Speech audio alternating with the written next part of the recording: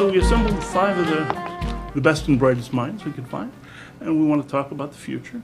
Basically, the question is, if we gather here 10 years from now, what's the one significant thing that's going to be different in Greater Hartford? Oz Grable with the Metro Hartford Alliance.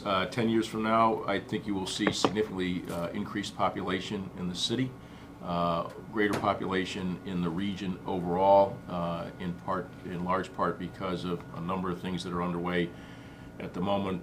You can list them to the improvement in the city public school system, to the Connecticut Fast Track Initiative, to the investment in healthcare across the board at the health center and at the other hospitals at Jackson Labs. I'm Catherine Smith. I'm currently the Commissioner of Economic and Community Development for the state of Connecticut.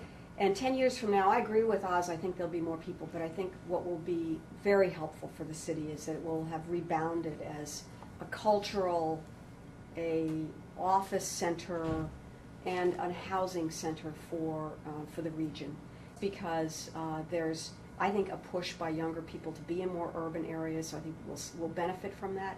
But also because, as Oz mentioned, there are a number of initiatives we have underway that are being supported not just by state government and city government, but really importantly by the private sector and the business and community leaders who I think will help bring that to fruition. What we want to do is try to create a better conversation between the employers and the educational system, so that the educators know where things are going. So many things can change, and so many things can change so quickly that it's hard even for the private sector to know.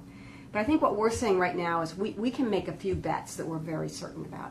One is that technology and the STEM type of skills are going to be important for almost any job that we're going to be recruiting here to Connecticut.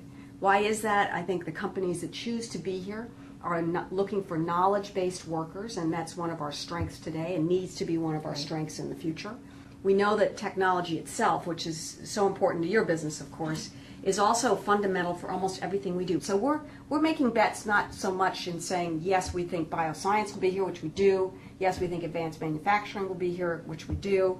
But I think we're also saying, let's make sure that our workforce has the skills that can follow those technologies and those new innovations as they come to be. So I'm Christina Kishimoto, Superintendent of the Hartford Public Schools. There's a whole connection pre-K 12 to 16 into businesses in order to make sure that our students are truly prepared for today's workforce. And that means doing the business of education differently, whether it's looking at how technology is used from the very youngest age to looking at access. The example of the Phoenix is one of many examples, but it really is about increasing access, not necessarily decreasing the whole social personal piece of education that is so critical, continues to be critical, because just like we're working around the table, it really is a problem of practice approach that we use in the STEM field around saying this is where we want to get to, how do we bring our minds together and work at this and resolve it here quickly, because we need to get at this level of work that is very different and faster paced today than it has been in the past. Louise, Executive Vice President with a firm called AdNet Technologies. We're a technology consulting firm serving the greater Hartford area, this region. So I think that it's very, very important that we look at the next level of economic boom is probably around data, right?